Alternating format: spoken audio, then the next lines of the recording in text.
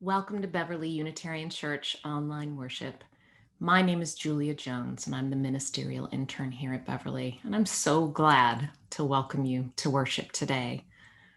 We here at Beverly are a Unitarian Universalist congregation of children, youth, adults of many races, many religions, many identities, and many traditions. Here, we celebrate that diversity of beliefs, striving always to make space for more. All of you is sacred. All of you are welcome here.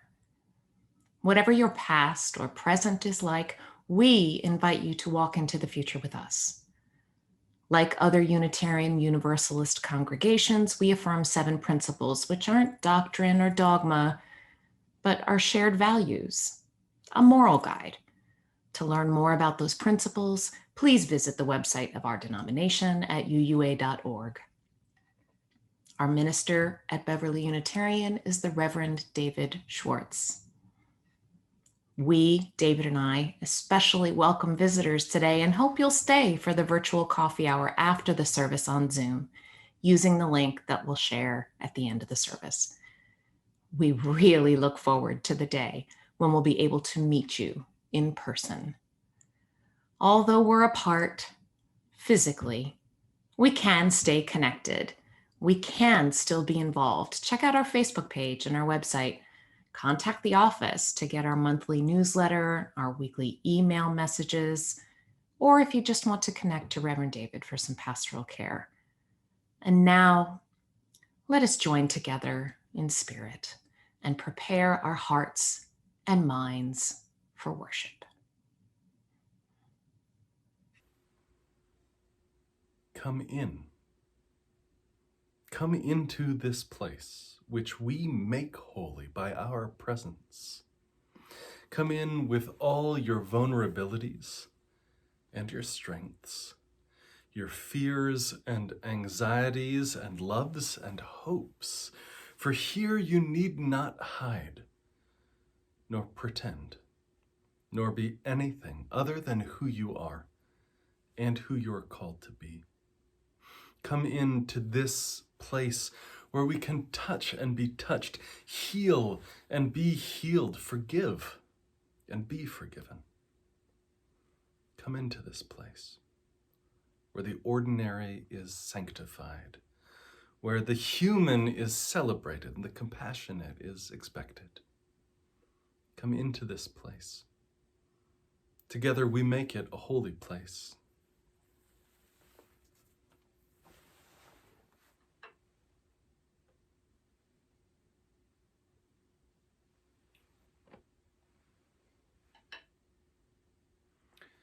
What do you call a group of Unitarian Universalists?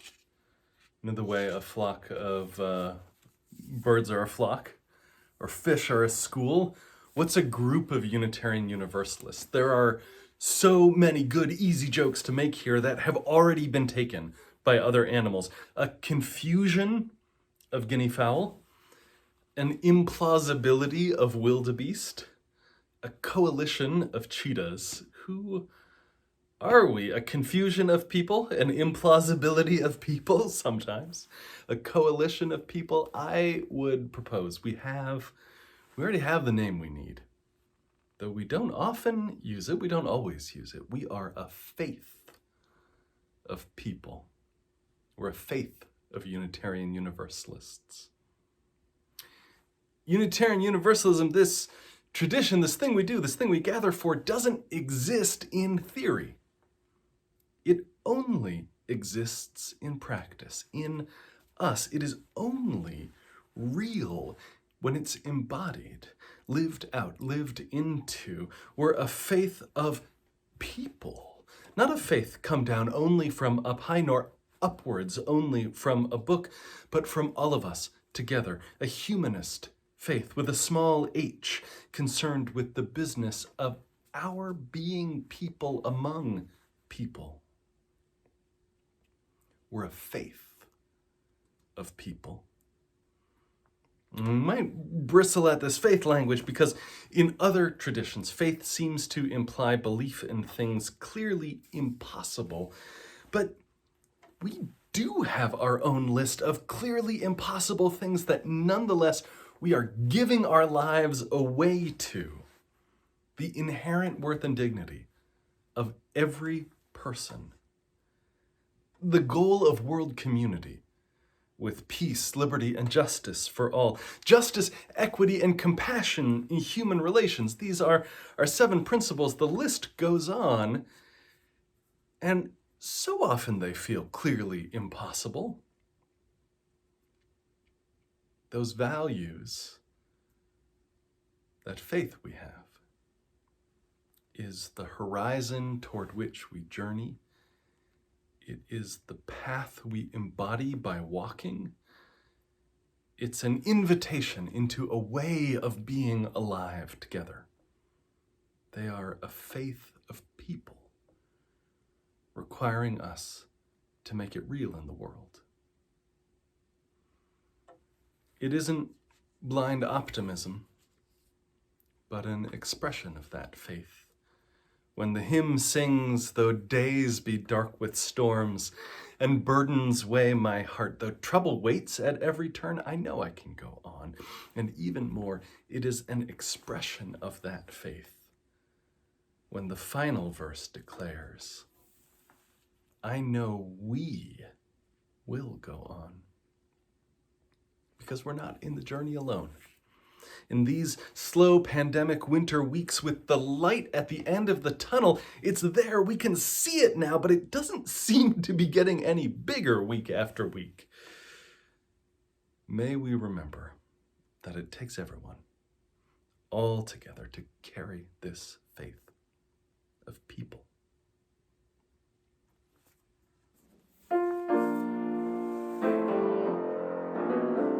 Though days be dark with storms, and burdens weigh my heart, though troubles wait at every turn, I know I can go on. Though sorrow heals my soul, and burdens make me strong, though troubles wait at every turn, I know I can go on. My friend, you're in my heart, my neighbor in my song.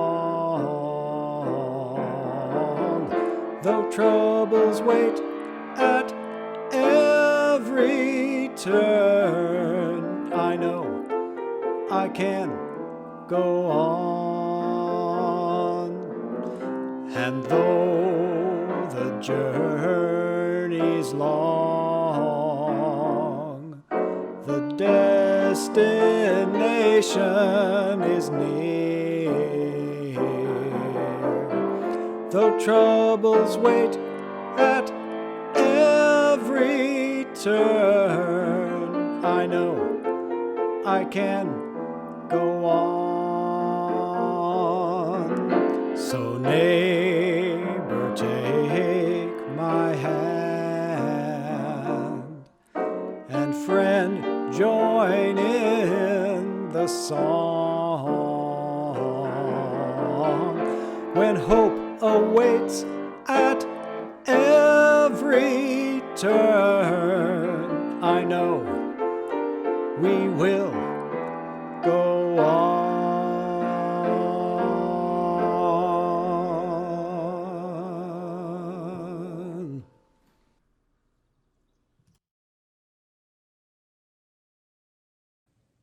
Friends, will you join me in the words of our covenant? Love is the spirit of this church, and service its law. This is our great covenant, to dwell together in peace, to seek the truth in love, and to help one another.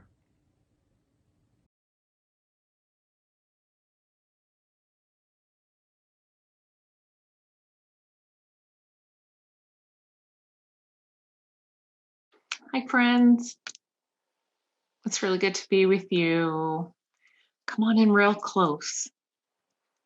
I want to share something with you. I have friends who live in another state, and they've all been asking me about what Beverly is like. They've been asking me to describe this community that I am a part of. And what I've been telling them is that I have felt so welcome and everybody has been so kind. But what I've also been telling them is the things that you all say about Beverly, about things that I've heard. I've heard that it's fun. I've heard that people are caring and warm and kind. I hear that everybody feels like they're part of things. Nobody feels left out, that it's supportive, that everybody is encouraging, makes you feel good about yourself and about being together. I think that's so wonderful. I wonder if we were together in person, what other words you might use to describe Beverly. You could even ask a grown-up to put them in the chat if you wanted, but you certainly don't have to. I think that this community has a gentle heart. It's been kind of tough times, so it's really nice to be somewhere that has a gentle heart. How do we do that at Beverly? How do we make it feel that way? How do we show our gentle heart to each other? What makes that gentle heart show? It's in our thoughts. It's in our words. And it's in the things that we do. What kind of thoughts do we have if we want to be a gentle-hearted community? Do we judge? Or do we question? What kind of words do we use if we want to be a gentle-hearted community? Do we use words that hurt? Or do we use words that hold other people? What kind of actions do we take to be a gentle-hearted community? Do we break things? Or do we build them together? We use our minds, we use our mouths, and we use our hands to build a gentle community with the guidance of our gentle hearts. Whenever we're unsure, we can ask, what would love do? What would a gentle heart choose? For me today, that means reaching out to friends to say hi and tell them that I miss them. What would your gentle heart like to do today? What would your gentle heart like to do as we begin to go back to school and to go be with other people in person? How can we bring the spirit of our gentle community to the rest of our lives?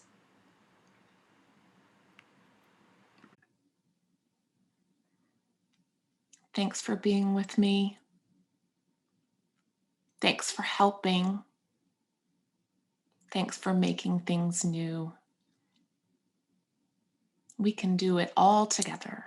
We can all use words that hold and encourage people and think thoughts that question, that ask folks if they're okay, ask friends what they need.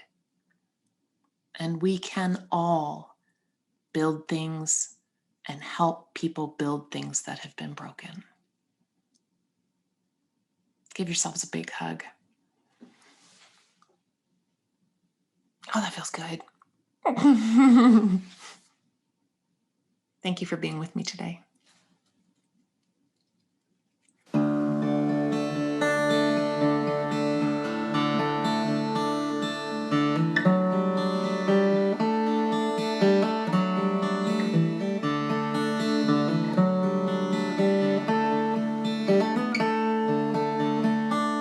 The gentle heart of Beverly Unitarian Church has expressed itself in so many ways. And one of the ways that it has expressed itself this winter is in pods.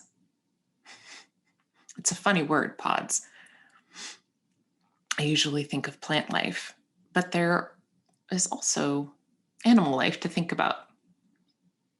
Pods that whales gather into to work together, to care for one another. That's what's going on.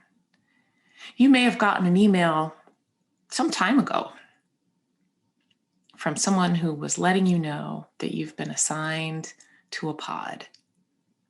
And you may have thought, I'm not really seeing people right now because this word's being used in a lot of different ways. The pods at Beverly are just a way to stay connected, just a way to stay in touch, just a way to check back in with that gentle heart that is our community. Some pods have been really active and some haven't, and that's okay. But if you are wanting to be a little more active and maybe you're finding yourself in a pod where people just have too many other things to do, please don't just wait. Please don't just accept that. Reach out. Build with us. Get into that community listing and find a name. Call someone. Send a text if you're a texter. I'm a huge texter. You can even send a note by mail. It seems like things are getting places in predictable amounts of time now. You can be connected to each other throughout this thing, whatever twists and turns it may still have left for us, and through the really, really cold days that are coming. You can use your thoughts to question, how are you, friend? What have you been doing? How are you holding up? Do you need any help? What book are you reading? Have you watched anything fantastic on Netflix? You can use your words.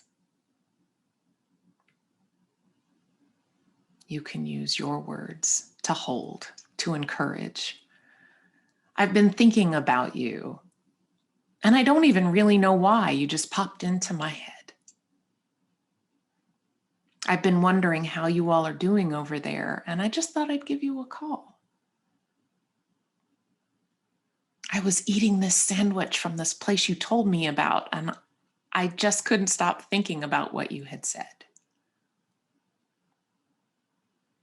I've been cheering you on. I know you've been having a hard time. I'm so impressed with the things that you have been doing during this shutdown. I'm behind you. I stand with you. I love you, friend. You can use your hands to build.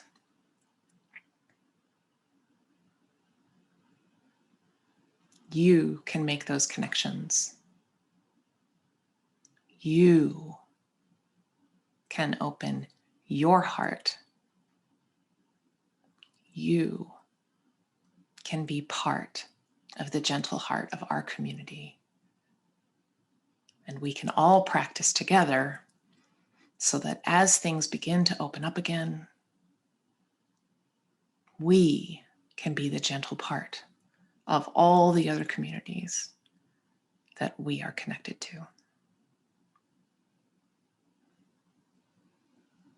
Be well, friends, in mind, body, and spirit. This gentle heart feels you. Amen.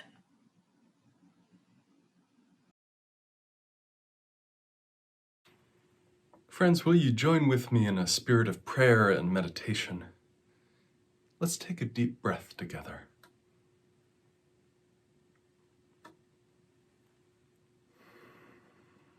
Good. Settle your body in. Be where you are. Let's take another breath.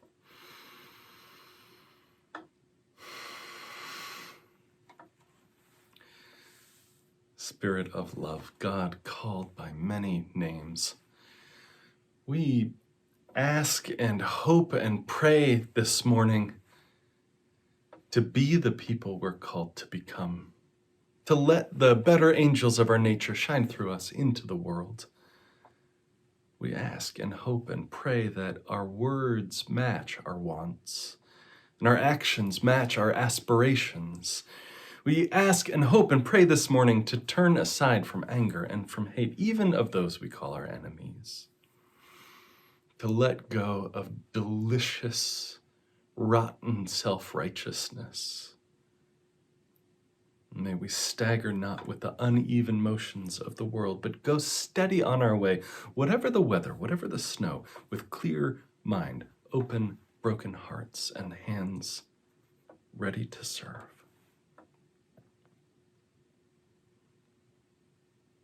Spirit of life and love, God called by many names, this is who we are. Disconnected sometimes and despairing and disappointed and disappointing.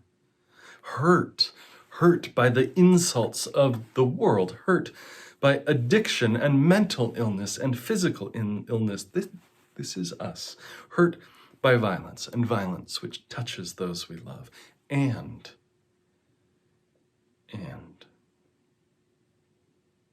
it's not the whole story. And this morning we remember that too. No one of us is our worst day. No one of us is defined by when we fail to act. May we remember that we are each held in a larger body, that we are love's people, and our work is to make that real to each other and to ourselves. Amen. Each week in the service, we set aside time to hand a piece of our own lives into each other's care, to share joys and sorrows, to share the things that weigh on our hearts and the things that have kept us going all week long. And I invite you in this moment to add those into the chat as the music begins, to share a joy, to share a sorrow, or just to type I as if you were lighting a candle in silence for all those things unsaid.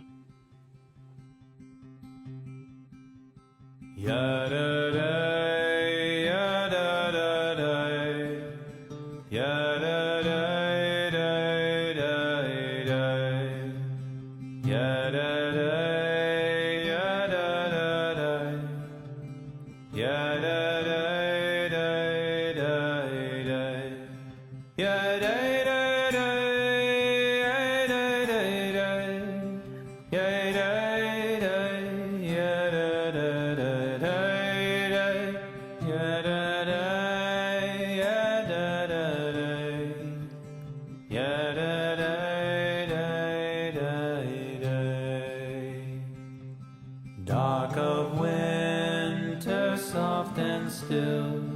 Your quiet calm surrounds me. Let my thoughts go where they will. Ease my mind profoundly. And then my soul will sing a song, a blessed song of love eternal, gentle darkness, soft and still. Bring your quiet to me. Darkness soothe my weary eyes, that I may see more clearly. When my heart with sorrow cries, comfort and caress me. And then my soul may hear a voice, a still small voice of love eternal. Darkness when my fears arise, let your peace flow through me. Darkness when my fears arise, let your peace flow through me.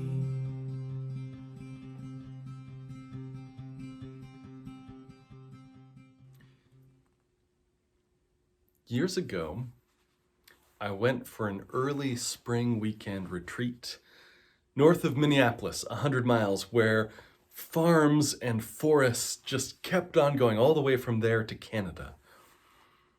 I saw fresh bear tracks. I heard owls at night. I walked down these long country roads in the afternoon where the blocks are a mile on each side. I loved that country, that landscape north of the cities, though I was always conscious of being a stranger there, an outsider, when I would go to visit, a tourist, come with great respect and appreciation for that northern forest, but not a person who belonged there. On an afternoon ramble, nowhere in particular along one of those roads, between the edge of the dirt and the start of the trees was a patch of mown grass with the sign Elm Park. There was a roadside cemetery with just one plot. The low fencing you use to keep rabbits out of your garden made a little 2-foot square around a headstone set flush into the earth, covered by old fall leaves. Cloth flowers tied to the fence were faded almost white by time and winter. Only 3 letters were visible on this headstone under the leaves and the grass, HWA, and I thought, well, here's some German immigrant. This is par for the course. I knelt and cleared the debris, and the rest of the name emerged bit by bit. SCHWARTZ.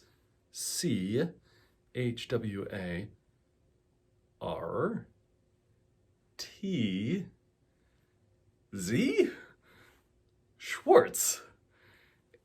And as I cleared away the rest of this stone, I saw the full name, Charles Schwartz, 1917 to 1999. My grandfather, who this was not, was Charles Schwartz, born in 1917. If finding this headstone was a scene in a movie, I would find the coincidence too outlandish to be even vaguely believable, but there in the middle of the woods in Minnesota was a distant cousin, maybe. Unknown kin who shared the name and birth year of my grandfather, and whose body lay under grass and leaves and weathered silk. And I was not a stranger anymore in that moment, not an outsider, not a tourist, but something changed inside. and it felt like family. And that transformation from a stranger to someone already home without having known it, that's the same invitation that this community can offer to newcomers and to each other. This is what we do. This is part of the business we're in.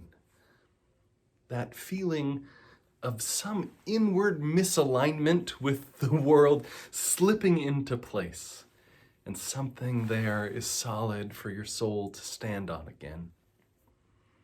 Every week you come into this community, first-time visitors, long-time members, carrying with you the worries and burdens of the day, carrying with you the weight of your own experiences and those you love. You come in, always, hurting and celebrating. And in our meditation, in the candles of community each week, we say often the names of someone who we hold in care or in celebration. And I remember, though it's been months and months now, hearing what those names sound like spoken into our sanctuary space. I remember so clearly what it is to light candles, listening, holding, all of us together, the cares and the hopes that we bring. In every syllable and in every whisper, what I hear is that we are not alone. And we say them as something like communion, words that merge together our sorrow and joy and hope and fear until our individual concerns are held by all of us, not lost, not dissolved in the whole body of the congregation, but held together. And it's true on the screen too, where celebration and tears scroll upwards, and every I is an invitation to quiet relationship with the whole and complex other at some distant keyboard. And the text that slides out of sight is a promise that we are not set apart from each other or from the holy, even in our own homes behind a screen. To come together, to be in community, this is a difficult task that we've set ourselves to. The Quaker Parker Palmer tells the story of starting off a circle of trust, a sort of a small group ministry, like a covenant group, that would spend 2 years meeting together, sharing deep connection each with the other. And among the rules he gives in this very first section, he tells them, here's what you can't do. There's no fixing. There's no saving. There's no advising and setting each other straight. He says that rule is simple, but abiding by it is hard work for people accustomed to straightening each other out as a way of life. Once, when I introduced the rule at the start of a long-term circle, someone blurted out, "What in heaven's name are we going to do with each other for the next 2 years? You've just excluded the only thing we know how to do."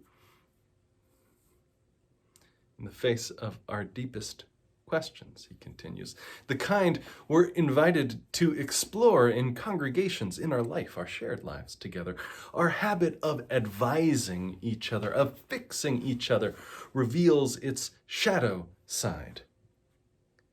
And if the shadow could speak its logic, I think it would say something like this: if you take my advice, you will surely solve your problem. If you take my advice but fail to solve your problem, you didn't try hard enough. This is on you. If you fail to take my advice, I did the best I could.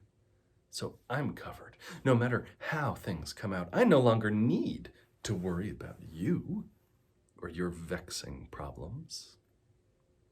That's the shadow. That's the shadow behind the fixes we offer for issues that we cannot fix. Parker Palmer says this is ironically, this is a desire to hold each other at bay. It's a strategy for abandoning each other while appearing to be concerned.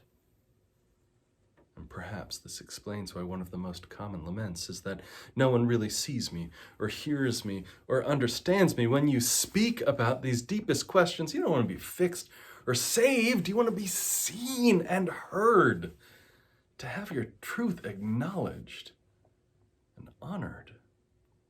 If your problem is soul deep, your soul alone knows what to do about it. And my presumptuous advice will only drive your shy soul back into the woods. This is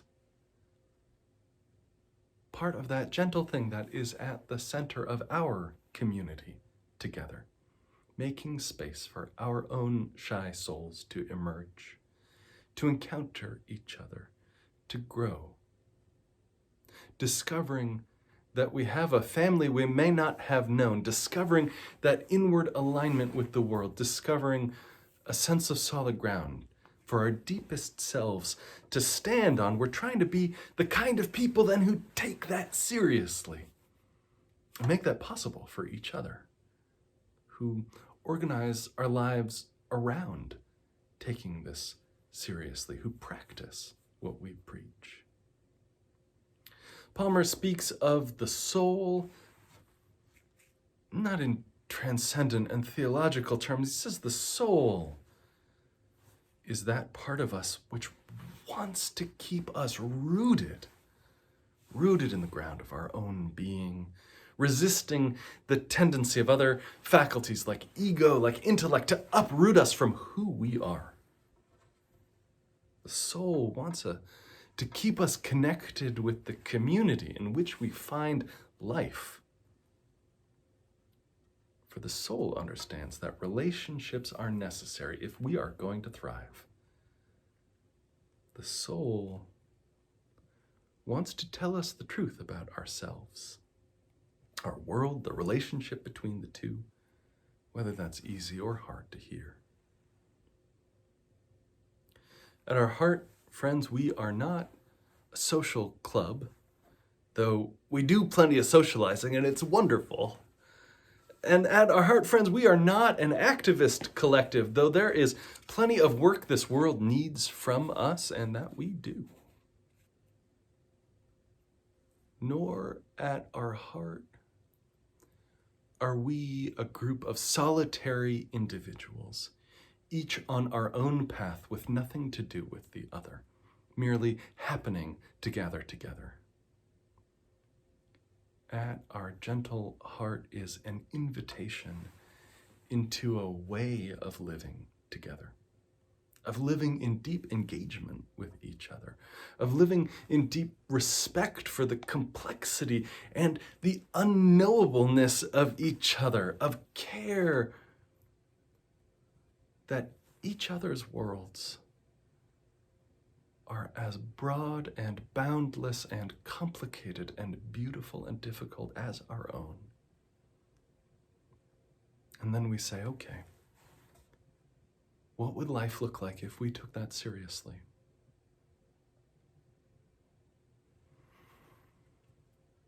Our opening words I've returned to often with you, say it plain. And I close with them as invitation and destination and a way of life all at once. Come in. Come in with all your vulnerabilities and strengths, your fears and anxieties and loves and hopes. For here you need not hide, nor pretend, nor be anything other than who you are and who you're called to be. Come into this place where we can touch heart and soul and be touched, heal and be healed, forgive and be forgiven. Come into this place, you, all of you, where the ordinary is sanctified, the human is celebrated, the compassionate is expected. Come into this place. Together, we will make it a holy place. Amen.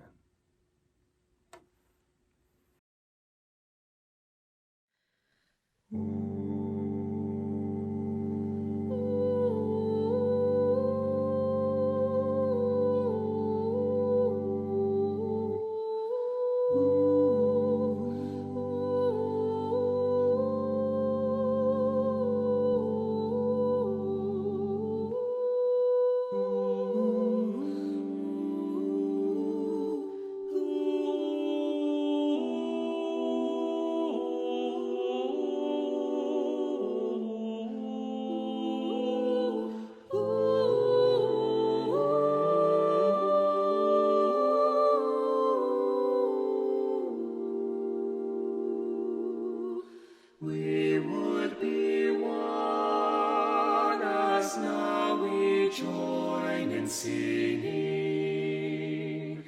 our hymn of love to pledge ourselves anew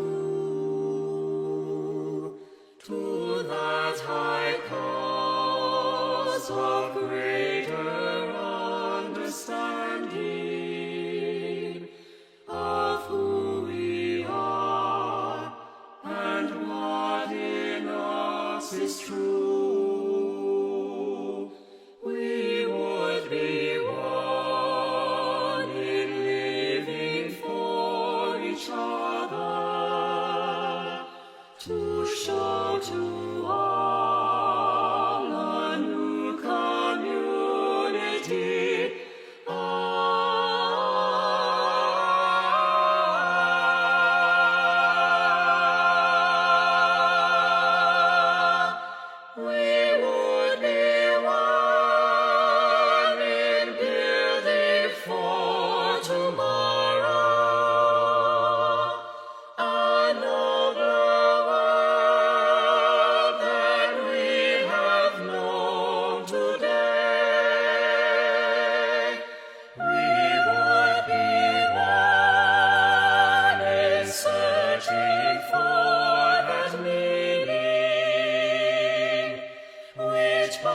Our hearts and points us on our way.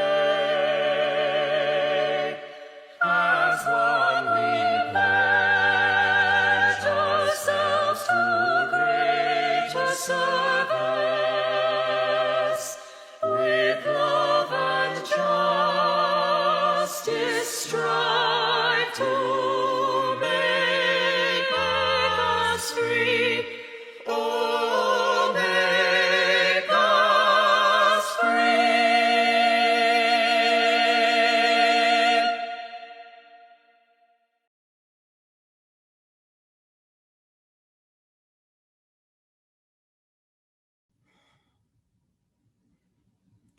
Let us go in peace, believe in peace, and create peace in our lives and in the world.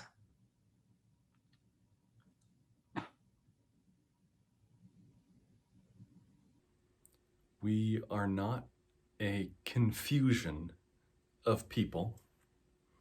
We are not an implausibility of people. We are not even a coalition of people. We are a faith of people, placing at the heart of this community the beautiful and difficult and lifelong and gentle work of bringing our shy souls into connection and communion with each other.